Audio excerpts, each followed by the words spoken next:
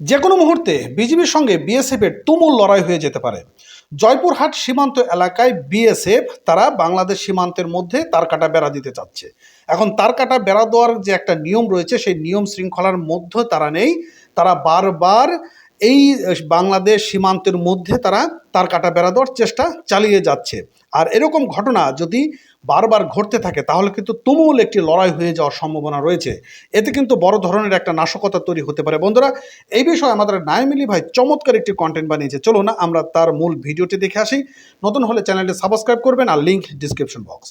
আমরা আমাদের উপদেষ্টাদের বলবো যে এসি অফিসে বসে বসে তো অনেক কথাই বলছেন, কিন্তু সীমান্তের প্রকৃত অবস্থার খবরটা কি আপনাদের কানে যায় না? মনে হয় যায় না। আমরা তো গণমাধ্যম থেকে এই তথ্যগুলো পাচ্ছি, তাহলে আপনাদের কাছে যে তথ্যগুলো যাচ্ছে, আচ্ছা, এগুলা কি মানে সোর্স মাধ্যমে যাচ্ছে না? হ্যাঁ হ্যাঁ, সেটাই তো কথা। প্রত্যেক দলই বিএনপি, আওয়ামী লীগ, তারপর হচ্ছে জামাত ইসলাম, যারাই আছেন, তারপর আমাদের অভ্যন্তরীণ যে অন্তর্বর্তীকালীন সরকার আছেন, সবাই ভারতের বিরুদ্ধে নানান ধরনের কথা বলছেন, কেউ পক্ষে বলছেন, কিন্তু সীমান্ত পরিস্থিতি এখন পর্যন্ত কিন্তু কন্ট্রোল হয়নি। যে কোনো মুহূর্তে আমাদের বাংলাদেশ এবং ভারত সীমান্তের একটা জায়গা, এটা হচ্ছে জয়পুরহাট, এখানে যে কোনো সময় বিএসএফ এবং আমাদের বিজিবির মধ্যে কিন্তু যুদ্ধ করতে পারে। স্থানীয় মানুষ যথেষ্ট আতঙ্ক রয়েছে, কারণ 4 দিনে যে ঘটনাগুলো একেবারে একাধারে ঘটতেছে, সেখানে স্পষ্ট বোঝাই যাচ্ছে বিএসএফ উস্কানিমূলক ভাবে বাংলাদেশের সাথে ওই সীমান্তে একটা যুদ্ধ লাগাইতে চাচ্ছে। কারণ বিজেপি যদি একদিন মাথা গরম হয়, ঠুস করে দিব, এরপরে কিন্তু খেলা শুরু হয়ে যাবে। এরা উস্কাচ্ছে। ঘটনার প্রেক্ষাপট হচ্ছে জয়পুরহাটের পাঁচবিবি উপজেলার সীমান্ত এরিয়া। সেখানে বারবার কাটা তারের বেড়া নির্মাণের চেষ্টা করছে ভারতীয় আপনার যে বর্ডার গার্ড আছে, যারা আপনার বিএসএফ। 4 দিনে অলরেডি 2 দফায় তারা এখানে বেড়া তৈরি করতে আসলে আমাদের বিজিবি সেখানে শক্তভাবে বাধা দিয়েছে। কিন্তু আমার কথা হচ্ছে 4 দিন আগে একবার তারা আসলো, আমাদের বিজিবি তাদেরকে ধাওয়া দিল বা এখান থেকে তাদেরকে বের করে দিল, কারণ এখানে কাঁটাতার তৈরির নিয়ম নাই। আবার 2 দিন পরে গতকালকে আবার আসছে, আবার আসার পরে আবারও কিন্তু বিজিবি সাহসিকতার সহিত তাদেরকে বাধা দিচ্ছে, বিকজ এটা অন্যায়, এখানে এটা করার সুযোগ নাই। আবার তারা কালকে চলে গেছে। এখন এই যে 4 দিনের মধ্যে 2 বার এখানে আসলো, স্থানীয় মানুষ এটা নিয়ে কিন্তু টেনশনে আছে, কারণ 2 পক্ষই শক্তিশালী একটা অবস্থানে আছে। ঝুকেঙ্গেন হিসালা পাঁচবিবি উপজেলার ধরঞ্জি ইউনিয়নের ওচনা ঘোনাপাড়া সীমান্তে আপনার 19 সেপ্টেম্বর সন্ধ্যায় কাঁটাতারের বেড়া নির্মাণের চেষ্টা করেছিল বিএসএফ। বিজিবির বাধার মুখে সেটা বন্ধ হয়েছিল। গত পরশু থেকে একই উপজেলার সোনাতলা সীমান্তের কিছু অংশে আবারও নতুন করে কাঁটাতারের বেড়া নির্মাণ শুরু করে বিএসএফ। স্থানীয়দের মাধ্যমে বিজিবি বিষয়টা জানার পরে সেখানে গিয়ে বিএসএফ কে বাধা দেয়। তারপর 22 সেপ্টেম্বর সকালে আবারও কাজ শুরু করে বিজিবি, সেখানে আবারও বাধা দেয়। দুপুরে এ নিয়ে বিজিবি এবং বিএসএফ এর মধ্যে বৈঠক হয়েছে। এখন দেখেন টোটাল 2 বার না 3 বার হয়ে গেল।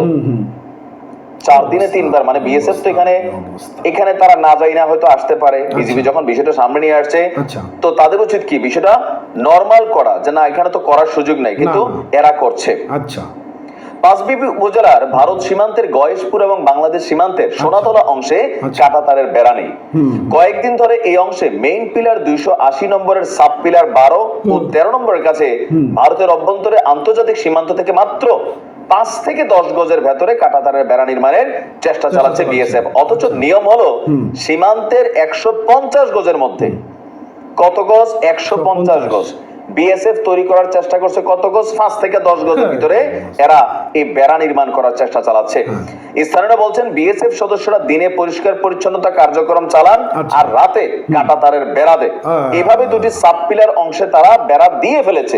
স্থানীয়রা বিজিবি কে বলার পর সেখানে বাধা দেওয়া হয়। এই ঘটনায় 280 নাম্বার মেইন পিলারের 15 নাম্বার সাব পিলারের কাছে 2 দেশের সীমান্তরক্ষী বাহিনী বৈঠকও করেছিল। এখন মানুষ তো আতঙ্কে আছে। আপনি এই যে কর্মকাণ্ডগুলা ভারত করে, আমাদের ডক্টর ইউনূস সাহেব তিনি কথা বলতেছেন, তারপর হচ্ছে আমাদের পররাষ্ট্র উপদেষ্টা মেমে করতেছেন, আমার কাছে এটাই মনে হয়েছে ভারতের সাথে সম্পর্ক স্বাভাবিক করতে চাইতেছেন। নিজেরা যাইছা গিয়ে এরকম যদি আমরা নমনীয়তা প্রদর্শন করি তাহলে এটাই করবে। আবার বিএনপি কালকে বৈঠক করতেছে ভারতীয় যে কি বলা হয় যে আছে বাংলাদেশে হাই কমিশনার, তার সাথে সম্পর্ককে গভীর করতে যায়। আপনারা বলছেন সীমান্তে যেন, আজকে তো ঘটনা ঘটতেছে, এগুলো নিয়ে ভারতের সাথে প্রতিবাদ করেন। আপনারা না করলে এগুলা কবে আর বন্ধ হবে? না, বন্ধ হবে না। আওয়ামী লীগের দোষ তো অনেকই আমরা বলছি, তাই না? আমি নিজেও বলছি অনেক। তো সেই ইলিশ মাছ তো এখন 2 দিনে চলে গেল 3000 টন।